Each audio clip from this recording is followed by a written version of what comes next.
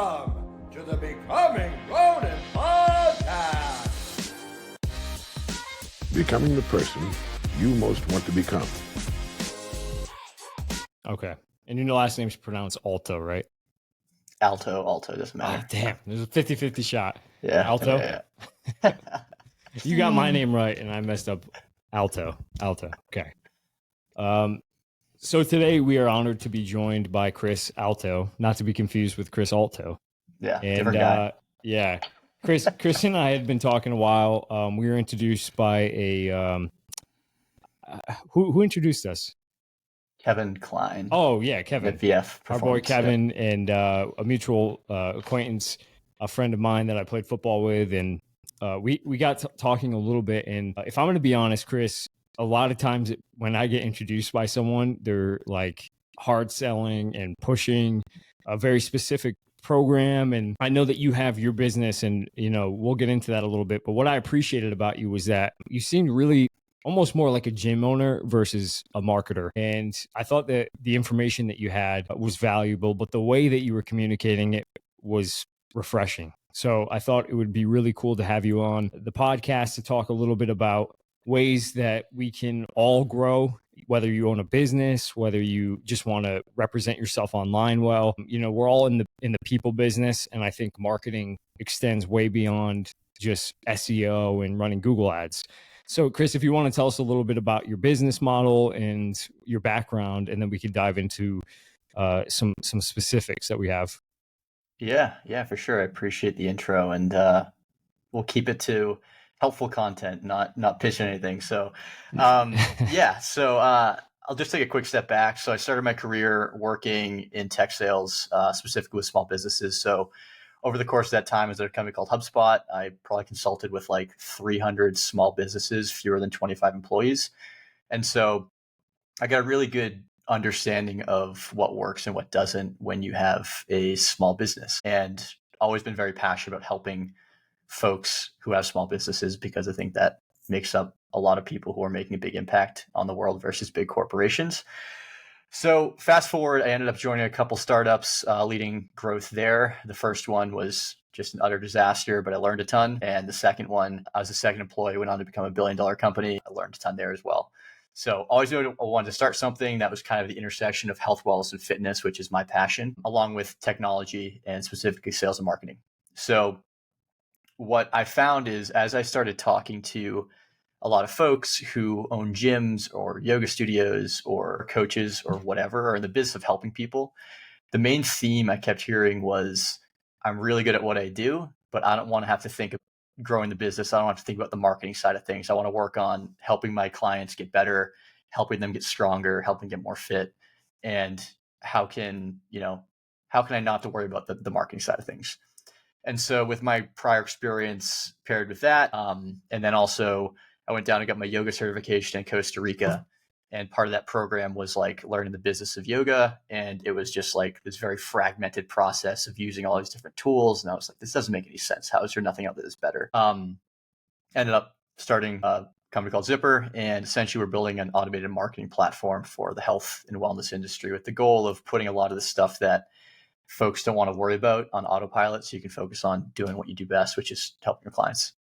So I have a question then, because one of the things that we've always struggled with in connecting with people that want to help with marketing is, how do you take my brand and keep it my brand, but also hand the keys over to someone else in terms of promoting it? Because I've always thought, who better to sell my business than me, because I'm the only one, aside from my business owner and a few coaches, like I'm the only one who really knows what I'm trying to portray my business as, in the brand.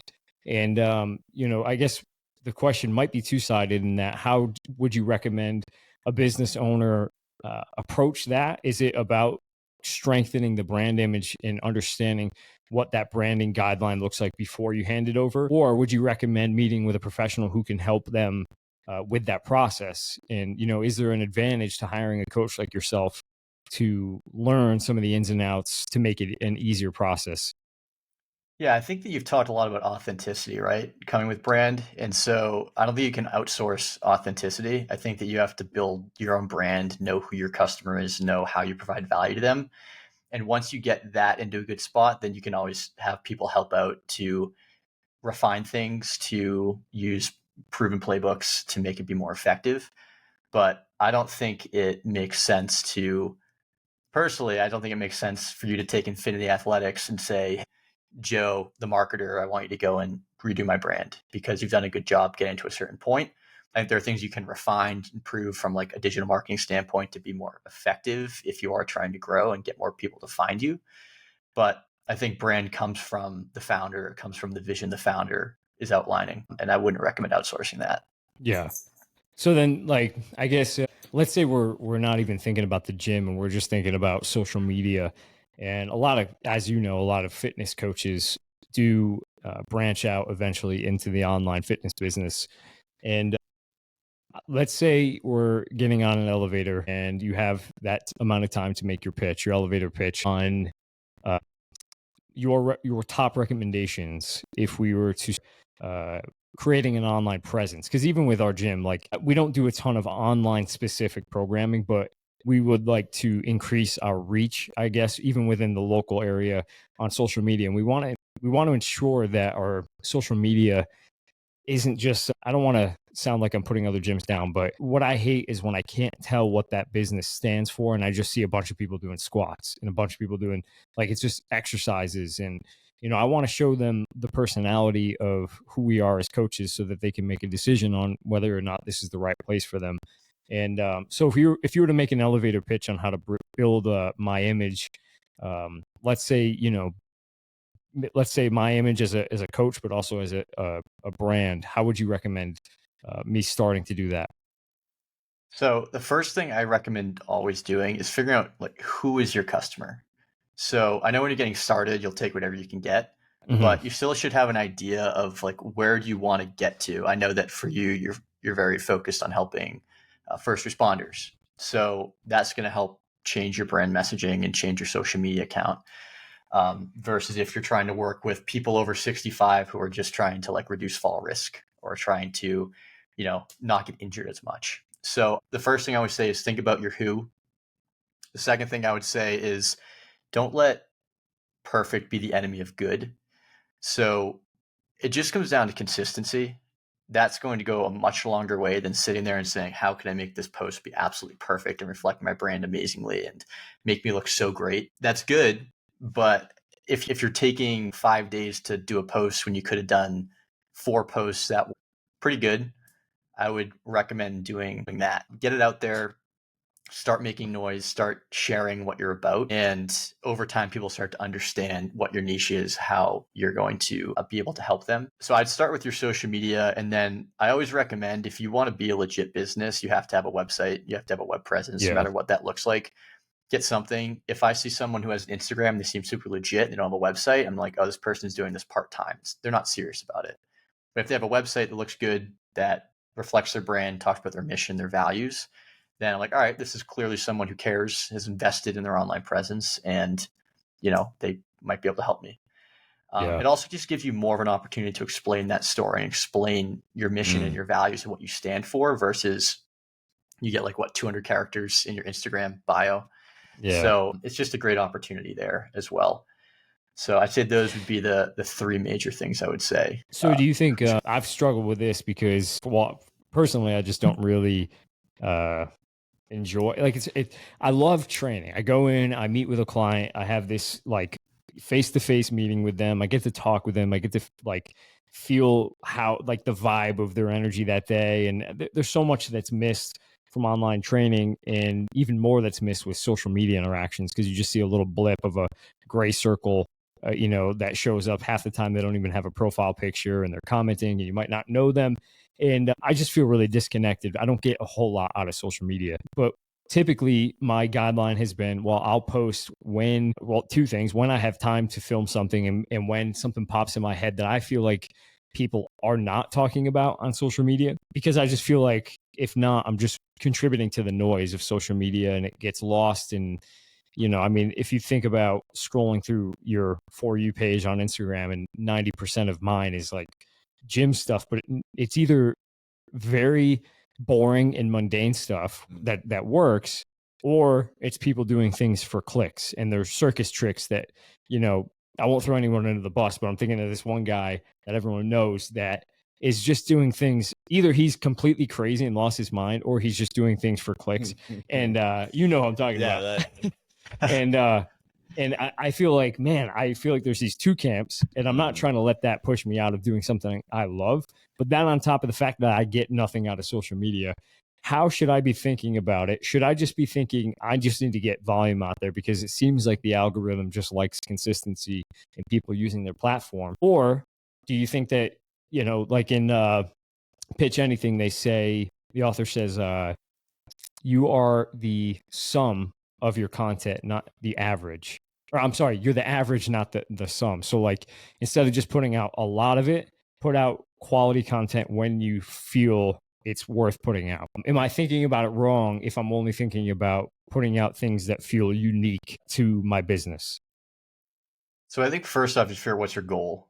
So I would set a goal, and then I would put a plan together around, okay, 'cause it's easy to forget to post if you're like, I'm going to post when something comes to mind, but you have a million other things to think about, right? So put together a calendar and say, I want to make a goal of posting once a week. And so that way you have something to actually measure against. And then the other side of things, I think you're right. If you're just putting out just generic garbage that no one's going to find helpful, yeah, they're going to see your brand over and over again, but then it's going to be diluted.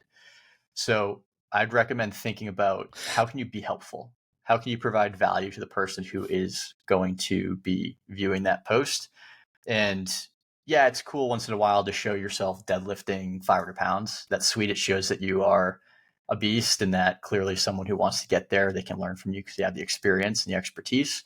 But I would also, I like to say the 80-20 rule. 80% of content should be helpful, providing value. 20% can be salesy. 20% can be, showing off, whatever you want that to look like. But I think it comes down to set goals, put a plan together, and then just focus on creating content that's helpful and it can help your ideal client.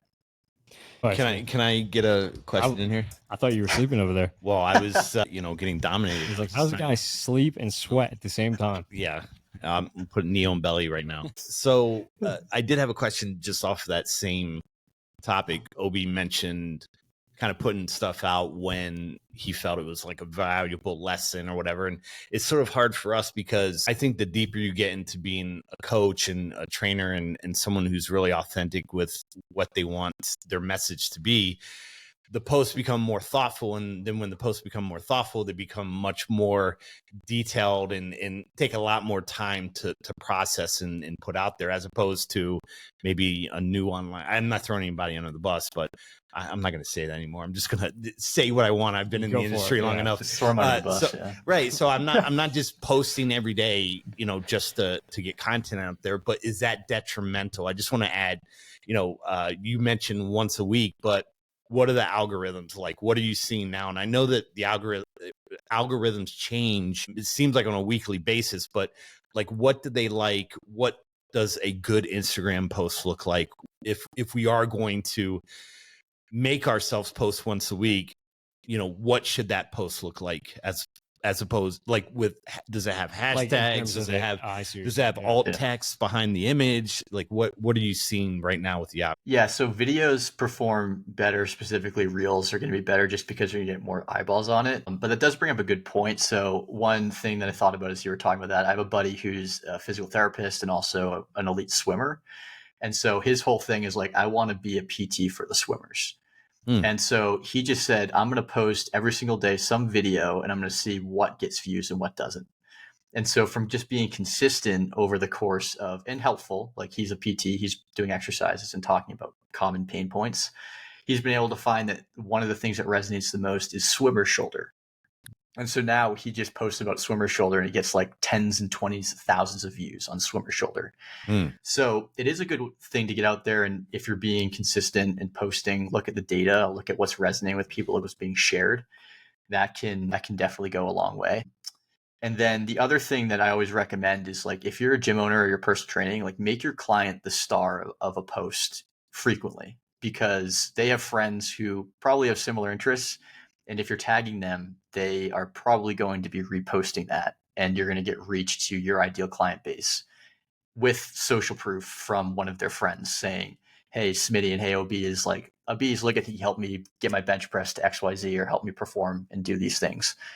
So I think that's another big thing. But yeah, I would say videos, again, think about who your audience is, who you want to get in front of, and just be consistent.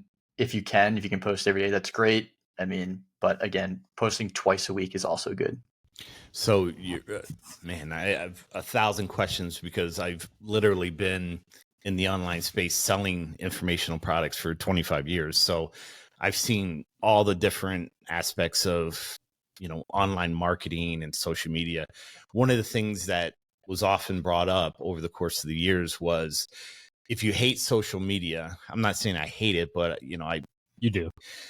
anyway, so my posting is more on kind of in line with Obi. I'm more thoughtful with what I post. There's a lot of thought behind it. But is it true, would you say, in today's age, and as far as sharing your message, there's so many social media platforms out there, should you pick one and just crush it, or should you make a piece of content and share it across all should I take a Instagram reel but share it on YouTube short? Should I make it into a TikTok? Should I should I create a Threads account? Like, should I take that single piece, share it across as many as I can, or should I just pick one platform and just do as much as I can on that one? If you can, it doesn't hurt to post it to other platforms. So you can use a tool like Buffer, for example, and that will connect to various social media accounts, and then it will just post that automatically to everything. I don't think it hurts, especially if you're using things like Reels or YouTube Shorts, because those go beyond just your follower base. So that's a good growth tool. Okay, that was succinct. So let me ask you this. So old school marketing has this thought around taking the audience on your social media and trying to funnel them into an opt-in for an email list, right? So they say social media is more of like a party. Go hang out, share information, just kind of socialize and share whatever you're doing that's beneficial.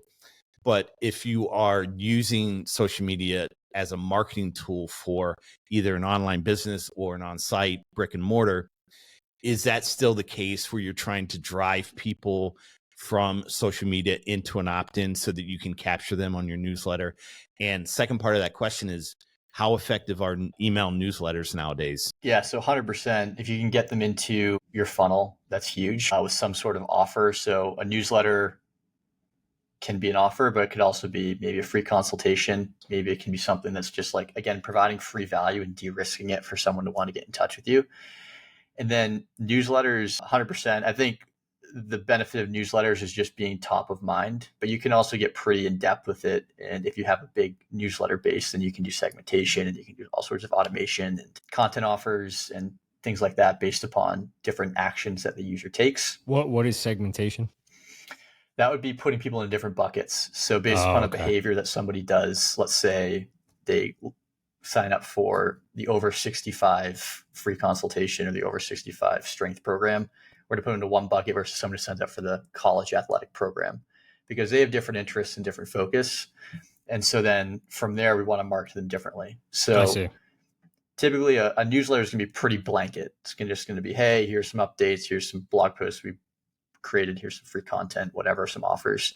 But you can get pretty detailed and in depth with how you're getting in front of people with specific messaging. But the idea would be, grow them on your social, try to get them into your CRM, your newsletter, and then continue to just provide valuable content, build trust. There's a stat that says something like 80% of people aren't yet ready to take a sales oriented action. They're just still in research mode.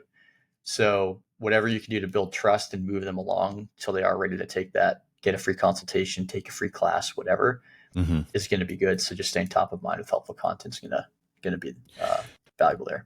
So what do you, as far as, let's just stay on the email topic right now, is there, so, I mean, there's so many aspects to an email. There's the actual subject line. There's, the H2 title tags. There's all these different things that kind of build into the SEO of the newsletter. Our first question is like, do you see certain email subject lines work better than most? And I know that there's a ton of marketers out there that have sort of a formula, and they're specific. They draw from all these old school marketing guys, Gary Halpert and Eugene Schwartz and John Carlton. These are probably all the guys that. But is there like an email newsletter subject line that you kind of like to use? One, doesn't get filtered out into the spam, right? And two, would be most oft to be opened up. And then the second thing is, how do you flow the newsletter? Is it, you mentioned the 80-20 rule, and I've heard that before for newsletters, where not only 80% of the newsletters should be informational and 20% should be more salesy or driving to a product, but also within one newsletter, the first 20% could be personal. Like, I went to Jits today. I dominated Obi. It was so easy. He felt weak today. And then the next 80% of the newsletter, you're driving home whatever content you're trying to get across or whatever information you're trying to relay on that day. Do you see that as well? But, as far as emails, like, what are your best tips? Yeah, so I think you nailed it. I think personalization is one of the biggest things. So you can get pretty personalized with a lot of tools out there. Something as simple as putting the person's first name and, hey, Smitty, hey, Obi, whatever. That goes a long way. You can even personalize the subject lines. So based upon actions they've taken, you can make those more personal. But I think that's more advanced. I think, again, going back to don't let perfect be the enemy of good. I would just focus on getting a newsletter and being consistent with sending that monthly to your newsletter base, being helpful. And over time, as you start to grow that and get more people into the funnel, you can get really personalized and do segmentation and all that fancy stuff. But I think a lot of times people get hung up on, I don't want to do a newsletter because I want to make sure it's hyper personalized. I want to make sure it makes my brand look really, really good. I want to make sure it makes a good impression, which is true. But I think at a certain point that also can hurt you, because you aren't sharing content that can build trust and ultimately get people to want to get in touch with you or buy your product or whatever that looks like. So you mentioned sending a newsletter once a month. Is there a cutoff where I'm sending too many newsletters? Like, is it against sort of, I don't want to say the algorithm, but is it against normal practice nowadays to send 2 a week, 3 a week? Or is that, because oftentimes what you'll find is when you're sending out information, you're sending out content, if the person you're sending it to doesn't really have the time to absorb the information, many people don't have the time to, one, read it, and then two, which is the most important part, is to absorb it and kind of use it in their everyday practice. For me, it's fitness related activities. So it might be like an upgrade to an exercise. It could be something that would help them work out better. And what you'll find is, if you send too many newsletters, it's almost like a burden, because they feel like they're getting behind if they haven't done what you sent them in newsletter 1 of the week, or they haven't done what's in newsletter 2 of the week. And then the third newsletter comes, they're like, wow, like, I'm so far behind. This is adding to my stress and anxiety. And, they might even opt out of your newsletter. Like, is there a frequency of sending information and newsletters out that you've seen is too much? I wouldn't do more than once a week. I think that's probably the cap, because after that, if you send them multiple times a week, then they're going to get ignored and you're wasting your time. Right. So I'd say somewhere between once a week and once a month is good. So weekly, biweekly, or monthly is probably ideal. If you go beyond a month, then people are probably going to forget about you. So that's probably not great either. So I would probably stay in there. And then I would look at the data. So a lot of these platforms that you're using, whether it's like a MailChimp or whatever, they're going to show you what your open rate is over time, your click rate, and what's the engagement. And so I keep an eye on that. And if you see that no one's opening your emails anymore and they're being ignored, one, it might mean the content's not good, or two, to your point, it might be going to spam. So there's Yeah. some things that you can do to check the quality of your email sender score around spam. But yeah, I would keep it to no more than once a week. So what you'll find too in the online, for online training or just online businesses, they'll progress their newsletter software. You mentioned MailChimp. That's always like where everybody starts when they have, I don't know, 2,000 to 3,000 people, or even hundreds of people, because it's cheap, it's easy to use. But is there, like, where do you progress the newsletter software? Do you go to an Aweber? Do you go to a Constant Contact, iContact? Like, what's your go-to newsletter software that you use?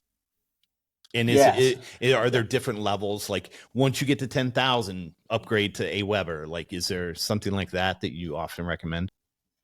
Yeah, so it comes down to what your goals are. So are you an e-commerce company that's trying to sell programs? Are you just a coach who's trying to put out valuable content and get some more clients? What does that look like? So if you start getting super advanced, I worked at HubSpot. That's a pretty advanced email automation tool. Then there's things like Marketo. There's things like Klaviyo. So you can get pretty advanced with what you're doing. I would recommend, if you're going to get there, like if you have a subscriber list of 10,000 people and they're engaging, probably not worth a ton of your time to be going into that and trying to figure out how to use those tools because they're very advanced. I would probably be looking on Upwork for, you can get someone overseas to help you with your email marketing who's an expert in all these tools for pretty cheap. So I would think about outsourcing that and refocusing your time on creating the good content or creating the social posts or whatever. I wouldn't get too into the weeds with email software because that's people's full-time jobs at a lot of companies, is like managing the emails. Okay, so if, let's say, I have a very small marketing budget and I'm doing it myself, would you just recommend MailChimp? Is that 90% of people can get by with that? Yeah, I think so. You can do some segmentation. You can do some simple automation with MailChimp. I'd say the next thing to check out would probably be HubSpot. That has some pretty advanced functionality, but it's also pretty easy to use. So I would check that out. And then if you're using some of the big boy marketing tools, then you should just be outsourcing it. And that's a good problem to have. So it's worth paying for because they can do some pretty advanced things that are going to increase revenue and sales. So you, as someone that is building a business, where are you in that stage, and what are you implementing that you feel like has helped you the most? In terms of marketing? Well, not just marketing, but building the business just in general. We get a lot of questions. Smitty does a Q&A every Friday and on his Instagram. And some of the questions that I think I was telling you we put in a bucket and haven't really answered to this degree is like, I want to reach out, or I want to branch out into the online space. Some people ask about starting brick and mortar facilities, but it always, to me, here's my stance on this question. To me, like, marketing is about, like we talked about when I was on your podcast, marketing, I feel like, is so disingenuous when you work backwards from the algorithm. Like, to me, I'm not saying anything counter to what you're saying. I think this is all good information. But I just feel like unless you're selling your byproduct, meaning like unless you have something that people need, it's pointless. You're just playing this game. And unfortunately, I feel like for some influencers, it works. They're just better at playing the game than they are at actually creating valuable content. And there are plenty of people that are valuable in the fitness space. But my question to you, I guess, is where are you in your building process, and what are you using right now at that stage? Because a lot of times people only see influencers when they're already huge and they have mega facilities and they have a huge budget and they have a marketing budget and they have all the best camera equipment.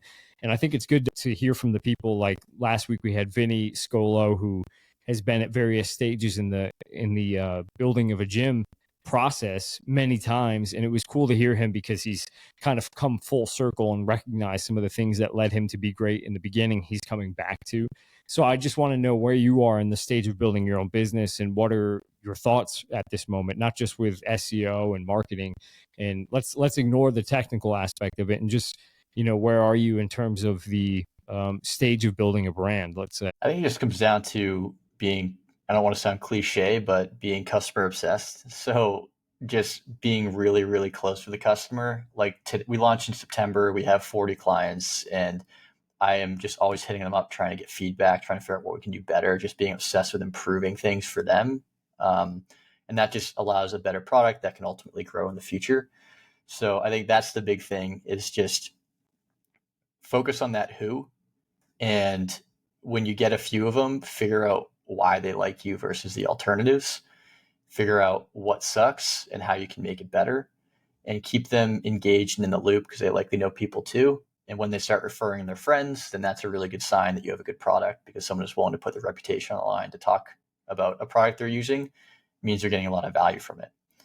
So I think that's the big thing. And then from like software standpoint, Riverside is great. A good hack that we've been doing is having thought leaders like yourself on the podcast. And then it gives us great content for our blog, great content for our social media, makes that process super easy. So I would check that out. And then, we have to be really smart with money. So we have a couple interns that we hired who are absolute studs, and, we pay them $14 an hour, and they're working their butts off. So just be smart, and then also try to outsource what you don't want to do yourself, what isn't worth your time. Go on to Upwork, find people overseas who are willing to do a lot of the tasks that you want off your plate. You pay them, $10 an hour sort of thing, and you just got 4 or 5 hours back in your day. All right, So so I think it's slave just being labor smart. and trick people into talking. Yep. Got it. 100%. Just hire straight women and pay them 75% of what you pay your male employees. Got it. I'm on it. Let's cut that out. Yeah, that stays. So Obi was on your podcast. How did you use that for content? Did you record it as a video, and did you break that up into small pieces, or how did you use that for? Yeah. So our process is we reach out to people, we interview them on Riverside on video. And then from there, we usually get 3 or 4 great social clips that we post to social. We upload the video to YouTube. We get the transcript for the video and put that on our blog. So you get the SEO credit from all that text, as well as the video on your blog. And then, to your point, you can cross post those social posts to then Reels or to TikTok or whatever. So you just have a conversation, you learn a ton, and in that process, you get some great content that you then, it takes a half hour to edit and to build some clips, and you have a blog post and you have a YouTube video, and you're good to go. So I think it's a really good hack to getting content using other people's expertise, and then it's a win-win. So how did it work with Obi then? You interviewed him and then deleted the file because you got absolutely nothing out of it. Is that what happened? I What a think waste of say time. we get 3 to 4 clips, and I think there was only 1 clip of me. So Yeah. I two. sent everything. Wow. Oh, You're there's sending 2, the there's 2. message. There's- You're sending the message. I almost hit 3. We got one more queued up, so we'll right. get the third. All right, Yeah. that's all that matters. Well, I think what Smitty's projecting is a little bit of There's no insecurity projection, of I'm why he stating. didn't get invited. But let's No, move that's on. fine. Let's move. I'm sure I'll be on in the future, and Yeah. there'll be 7 clips. Maybe something like that.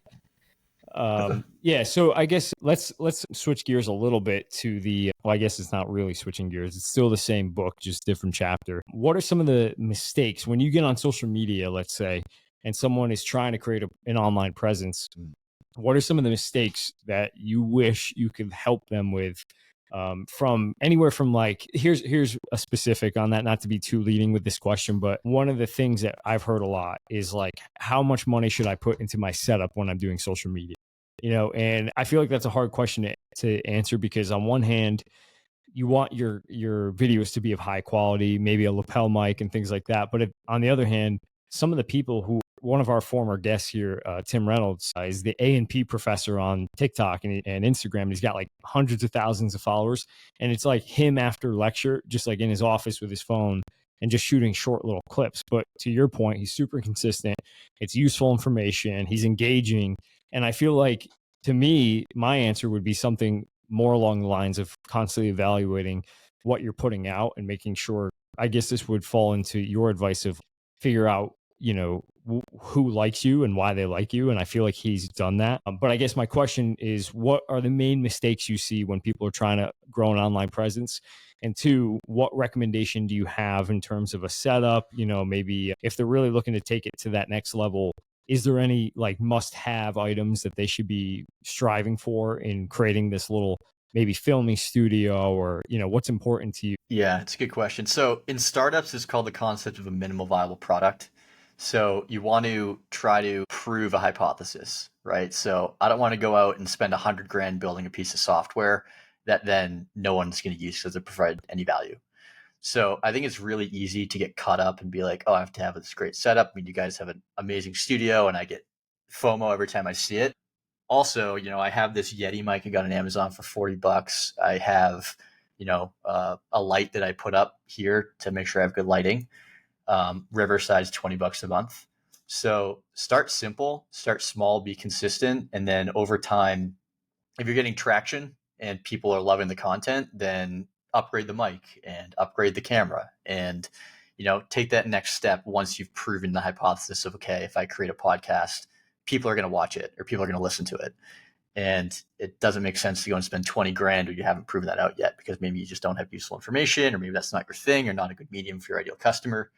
So start small, test, and then invest more over time as you prove things to be true or false. When do you know to switch gears? Because I've seen a lot of people try to create this consistency to a fault, and they've stuck with something that's just not working.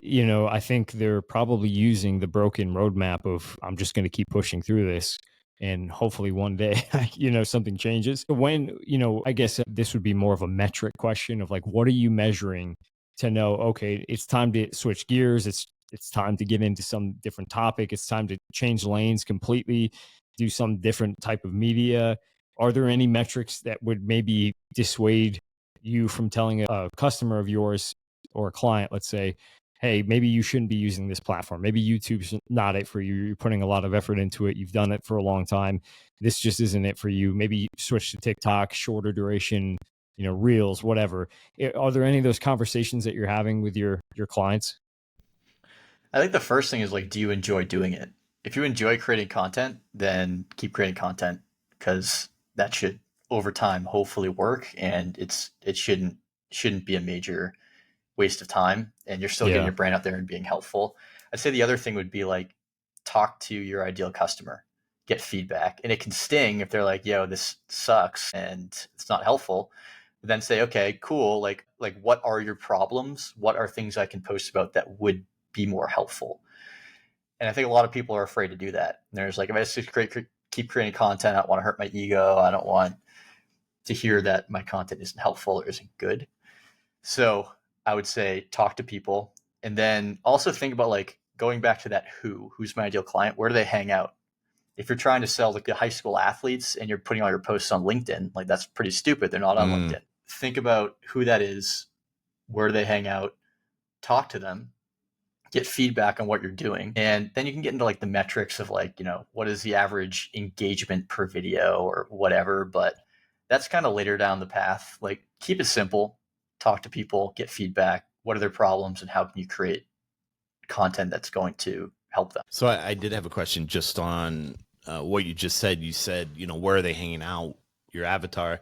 Do you see that sort of division between age groups, between social media? They often say like the older crowd or the boomers are on Facebook, and then the younger crowd is on TikTok, and then sort of the 20, 30-year-olds are on Instagram. Do you see that kind of division depending on age group? To a certain extent, yeah. I think that the older crowd is probably mostly on Facebook. Millennials are mostly on Instagram, but then so are younger people as well. And like, I'm not on TikTok. I'm 31, but I know a lot of younger people are. So I would, again, you can sit in your apartment or in your gym all day and like guess, but there's no better data than going and asking people, where do you hang out? What magazines are you reading, or what blogs do you subscribe to, or what newsletters do you read, whatever, and just try to understand where they are, because likely a lot of other very similar people are engaged with that same sort of content. Well, let me ask you this. So the guy that Obi was talking about earlier, what's Tim's? Not that guy. Are you talking about the anatomy professor? Yeah. So Tim, the anatomy professor, he blew up on TikTok. Do you think him getting hundreds of thousands of people on TikTok, he should, because that was all he was focused on, do you think he should try to build a similar audience on Instagram, or just stay and drive home, like be the guy on TikTok? I think it also, like, what's his goal? What is he trying to do? Is he trying to like sell products? Is he a consultant? Like, is he just doing this because he likes to and likes to get views? So I think it depends on what his end goal is of that. If he's an anatomy professor, my guess would be he just like likes sharing content. He's a teacher. So he should just stick to the place where he's getting the most eyeballs because he just wants to make an impact on sharing information. It probably couldn't hurt to have an Instagram as well, but if his audience is engaged on TikTok, then he should stick there. And then he can also cross post and download that TikTok video and toss it onto Reels, see how it does, toss it onto Shorts, see how it does. But what you'll find is just like no one knows the answers. It's a lot of testing. It's a lot of, again, that MVP concept of minimal viable product. Have a small hypothesis, have a small investment, test it. If it works, keep going. If it doesn't work, stop. I do have a technical question. You said that you record your interviews on Riverside, which is landscape. Do you find there's an issue when you go to upload to like an IG reel that's more portrait with trying to get the video kind of lined up the way you want it and the subject in the middle? You know what I mean? Is there? They have like automated. The ability to. Oh, okay. Yeah. Well, I didn't know that. See, I'm out of the loop. But that does bring up another question I was thinking about. When you are thinking about social media, regardless if it's TikTok or Instagram, but it's more of an instructional thing. There's 3 ways we typically say you can do it. You just do it. You just let's say, for my example, like a fitness exercise, I'll just do the exercise and post that. The other way I could do it is do the exercise but talk through it and actually explain what I'm doing. And then the third way to do it is just do the exercise and then overlay my audio later on. Do you see any one of those getting more traction over another one? Like, because I've seen it both ways. I've seen it where you just post in the exercise. I mean, there's people that never talk in their videos and they just shoot the video, show the exercise, and then move on. But there's other people that like to explain what they're doing in the video. Do you see one or the other? It really doesn't matter. I don't know if it necessarily matters, but I would test it. I would do one of each and then see what the engagement looks like. What does the view count look like? What does the video viewing time look like? Yeah, that's really the best way to know, because you could have 2 separate audiences. One that prefers option A, one that prefers option B, but then for somebody else, they have a different audience that prefers the other. I'd say the major thing to think about in that would be just making sure you do have captions, because a lot of times folks, on their phone and don't have headphones in or whatever. Yeah. And so if you're just talking without captions, then you could be missing out on someone who could be finding value from that. Go ahead. Well, I was just going to say, what software do you normally use for captions on your videos? Riverside does it automatically. So it makes it There's an app easy. called Captions too, if you're not using Riverside. Okay. I think and Instagram does too. If you upload the video to Instagram, it will automatically dictate it. Well, I really like the mentality of treating everything like a test, because even when you're done testing, you're not done testing. And when we were starting the business, we had that mindset because we just didn't know what was going to do well. We knew what we wanted to do well, but we were kind of A/B split testing different, programs even, and saying, okay, well, this program at this time does better. And I think we took that mindset originally because we had to, but we thought of it as like a temporary thing that we were just doing in the first stage of our business. And then when we stopped doing it, we lost a lot of data. We took our finger off the pulse. And I think it's a good reminder to get back to that point. Like, even if you are successful, the algorithm's always changing. The temperament of social media platforms are always changing. And I think it's really good to think of everything through the mind of, more analytical, look at the metrics and say, because I think the numbers don't lie. And, if you have good content, it's one thing to have good content and you're putting it out there and it's not getting views because you're not formatting it the correct way. But I think ultimately, if you're consistent enough, you have enough data points to really look back and assess, what's at the end of the day, you can only live in delusion for so long. And I think the numbers are going to tell the truth. So I like that mentality. Yeah. I think Chris made a good point too, where he's often engaging his clients, right? And one of the things I remember early on, one of the quotes that stood out was, many times your greatest critic can be your greatest teacher, especially if, they're very thoughtful in their response. Sometimes we might take it to heart, like you said, I put my heart into this, but it's not really helping in the way that it could at an optimal level. So Yeah.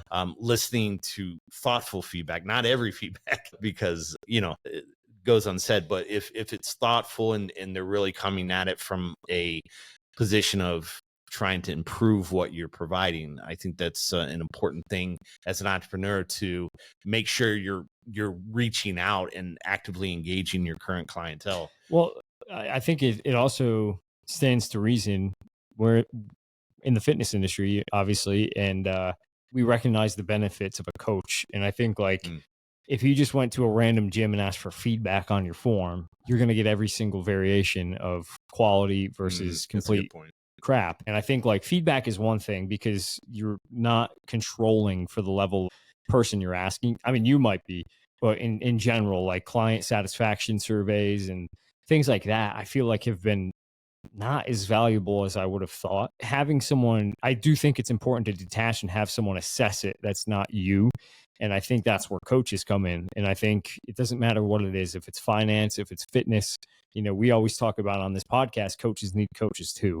So I think, your own social media is great. Like I was saying to you, I really like to own the project before I hand over the keys, because I want to know exactly the ins and outs, but I always recognize the benefit of having someone that is well-versed and spends all their time, diving into how to make this better. Just the short circuiting of the progress you can make is tremendous. You gain so much time back. So I thought it would be good to have you on here, because I know that, we have a lot of gym owners and business owners, but even when you're not a business owner, I just feel like marketing always comes back to being a good person. Like I was saying before, being authentic and being genuine. And even you said, being really client and customer focused. I feel like as many books as I read, it's always just about being a good person. And I think if you really care and you're really enthusiastic and you're in the right industry and you're in the right job, I think, that's 90% of the battle. And to me, it's almost a curse. It's a blessing and a curse, because I'm at a point in my career where it's things are going well. I don't feel like I need to exhaust every option as much as I would have had I done this when I first started. I was a lot hungrier, and I was there's that fear when you start your business that it's just not going to get off the ground. And now I'm almost at a point where I don't really I love the podcast. I love talking to people. I don't really enjoy Instagram a whole lot in terms of creating the content. Maybe I will get to that point. I kind of want to get to that point, because I do recognize there's a benefit of helping people. Not to say that I have this secret that other people don't know, but I do recognize that there is a benefit to being able to, I just feel like if you're not well versed in social media, you're kind of clipping your wings a little bit. And I've always recognized that. It's been one of my biggest conflicts, internally, just because I don't put much effort into it. And I know that deep down, I understand why I should. I mean, it's to build trust. It's to show thought leadership. And I think you hit on a point that was interesting as well, as knowing your why. I think you might have mentioned this when you were talking to me on my podcast, but building a business is really hard. You're going to have a lot of low points. You're going to have a lot of high points. It's not for the faint of heart. So I think really knowing why you're doing it. And at the end of the day, I think anybody who's in fitness and wellness is doing it because they want to help people. That's why they're into it. And so at the end of the day, you got to think about, what is the point of your social posts? Is it because I want to show off how great I am? Or is it because I want to help people and I want to provide value to other people? There's this book called The Second Mountain that talks a lot about that, this concept of an I-focused person versus a we-focused person, and how that relates to leadership. And I think if you can have that we mindset of this isn't about me, it's about helping other people, it's about serving, it's going to be much easier to stay consistent and to not get down when things get hard, because at the end of the day, your goal is to make an impact on other people's lives, and it can help you. All right. I'm going to start a marketing calendar then. Good. I'm going to stick to it. My last question is, you and Smitty have been training jiu-jitsu about the same amount of time. Okay. Let's say we have a 5-minute round. I don't know your height and weight, so I can't tell you. 5'9", 155. Okay, 5'9", 155. Joey. Smitty, yeah, about Joey. So Smitty, how tall are you right now? I used to be All my dehydrated. license said- I'm probably 6 foot. All right, It used to be 50 6'1". even. What, Damn. 210 now. 210? Yeah. Let's say we put you on the mat. We start from the knees. We tap and go. 2 men enter, 1 man leave. 5, yeah. Welcome to the terror. No rules. No Except for the- rules? No, there's rules. But a 5-minute round. What happens, Chris? What's your strategy? Where are you going with it? So Smitty's going to get me in side control. I'm going to spend the whole time trying to get a side control for the next 5 minutes. That could be it. Yeah, that sounds. That's usually where I has a spend lot my time. of. Smitty in our class, we have a lot of big dudes and there's cops and a lot of strong guys. So I feel like Smitty sometimes is the nail. And I feel like you have harnessed more of the frustration of being the nail than you have enjoyed your time being a hammer. That's right. So I feel like he's coming in with a lot of frustration. I'm ready to take some violence out on somebody. Yeah. So Everyone in our group is basically blue and above. Yeah. There's maybe there's usually a couple other white belts. yeah. But he's coming in with a lot of hurt. Yeah. So I'm trying to put that hurt on someone else. I'm Yeah. done with it. like The hardest part is that everyone's like raising at the same level. So even though you're getting better, Yeah, like the blue that's- belts are yeah. getting. So it's just this all the time, Yeah. and I'm just like, "Where's the fresh meat? I need Yeah. somebody who I can just." yeah, my business partner is about the same size as you, and he comes into the same group where everyone is at least 6 foot and like 200, 220. And so he gets tossed around a lot too, but he's a good sport about it. Yeah. Yesterday, I happened to look up and look over, and there's like this girl that's been training for 2 weeks, and we're all working with her and, teaching her little things during the 5-minute round. I look over, Joey is sweeping like he's a janitor, brother. He is. I felt Full so. cross I was face, like, just I just saw, destroying her. she was getting ragdolled, and I was like, I don't know who to feel worse for. Like the amount of hurt that Joey has brought to this 5-minute roll with this poor girl, or this girl who's probably never going to do jiu-jitsu again, or walk, or eat solid foods.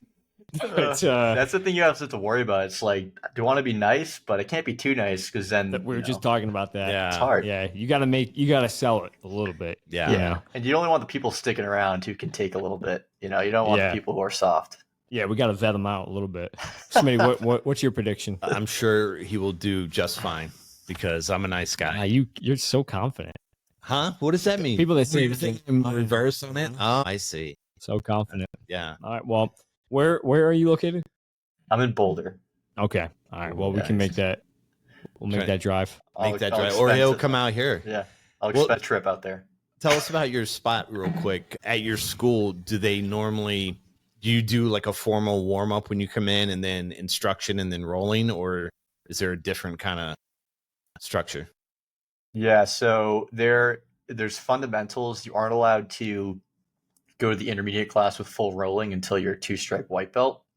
So that usually takes about 3 months to get, if you're going consistently, to get your 2nd stripe. And then from there, you go to intermediate, and the intermediate class it kicks off, you partner up, you start drilling, and then we do up, down, out for about 10 minutes to warm up, and then there's 3 5-minute rounds. So it's an hour for the class that I go to. So You it's get 2 stripes in 3 months.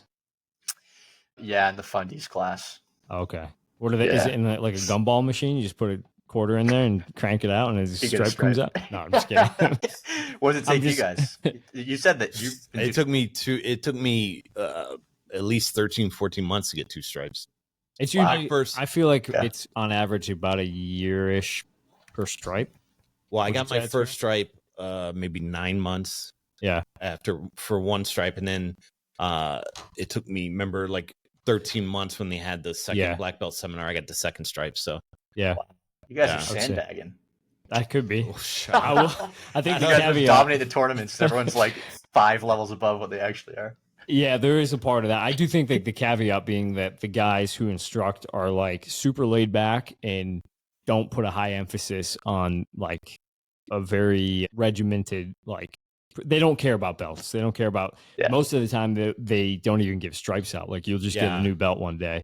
And it's more like when they they think about it. You know, it's not like there's no ceremony, there's no like belt ceremony every so months or whatever. The other cool thing is they're constantly rolling with you to kind of see where you're at. Yeah. Does that make sense? So like I'll roll with one of the instructors maybe 2-3 times a week, and they're constantly giving you feedback, work on this, or, you know, and they kind of gauge where you're at. So it's not like, you know, you're just rolling with people there. You're rolling with the instructors, and there's How big is the academy? How many students? I think total about 100, didn't they say? I would say somewhere around there. Yeah. Oh, okay. Yeah. So it's pretty small. It's just one But location. there's Muay Thai, there's no gi, Thai, yeah. there's gi class. Yeah, they come more from a fight background than specifically jiu-jitsu. Which I appreciate because they have such a wealth, like a foundation. They have wrestling, they have striking, they have jiu-jitsu. There's, you know, they're not just jiu-jitsu guys. So I think that plays a lot into their teaching. So yeah, I agree. Yeah. Yeah. But our academy out here, it's Amal Easton. He has like 7 academies in Colorado. So it's a bigger thing, but they do Muay Thai, wrestling, kickboxing, all that stuff too. So yeah, that's cool. It sounds pretty structured. I like that. Yeah. Well, send Chris an invite to the next CPPS. Yes. And you can come out here. We'll set up the mats and no straight up pavement outside in the parking lot. All right. I like it. I like that. Yeah. All right, brother. Well, we appreciate you. You can send us the links to your socials, and I'll post those in the show notes. Cool. Any last words of wisdom? I think, again, don't let perfect be the enemy of good. And I don't want to sound like a broken record, but it's so easy when you're starting things to sit back and be like, oh, if this is perfect, I just need to fix this one thing and this next thing, et cetera. But in the meantime, you could have been getting clients. So launch early, launch fast, launch small, test, improve, iterate, and reinvest in what's working and take a step back from what isn't. Boom. Well, I really like the idea that you talked about where you just be consistent, but also, you know, test what you're putting out there. Make sure you don't just post and move on. See what's getting the most engagement and just kind of make adjustments as you go, but still be consistent. Don't just drive ahead. Like you said, don't build it and they will come. Sometimes you build it and no one shows up. So I think making adjustments according to the volume and traffic that you're getting is super critical to the message too. So the data doesn't lie. All right, brother. Hey, has anyone ever called you Matthew McConaughey? You know, it's kind of funny. The only time I get that is when I'm at bars really late and dudes will approach me and they'll be like, you know who you look like? And that's not where I was going with like, this, but yeah, it's crazy. It's crazy.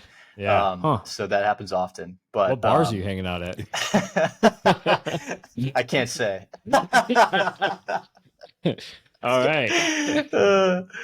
Yeah. Now we know the pickup line. Yeah, it works every time. Yeah. No, it's funny. I think it's just the liquid courage to Plus you're standing there with your shirt off. Yeah, flexing usually. Challenging everyone to roll. Yep. Happens. It's a big deal. All right, brother. We appreciate it. Thanks, Chris. Thanks, guys. Yeah, we know this will bring some value. Thanks. All right. Take care. Good job, man. Yeah, it was great. Sweet. Hopefully I didn't ramble too much. No, it was good. Smitty rambled. Yes. Cool. So I'll send over any stuff that you need or whatever.